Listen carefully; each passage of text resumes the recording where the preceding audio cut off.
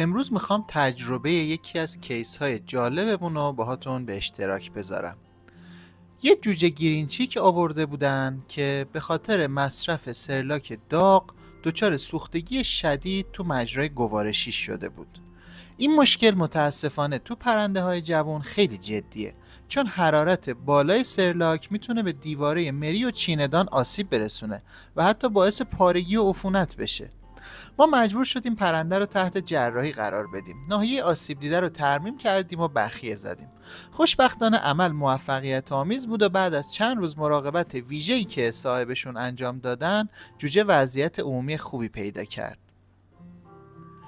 نکته مهم اینه که دمای سرلاک برای جوجه ها نباید بیشتر از 39 تا 41 درجه سانتیگراد باشه. همیشه قبل از اینکه به جوجه‌تون سرلاک بدین، چند قطره از اونو روی مچ دستتون امتحان کنین تا مطمئن باشین که داغ نیست. این تجربه نشون میده که یه اشتباه کوچیک توی تغذیه میتونه به خطر جانی برای پرنده‌تون منجر بشه.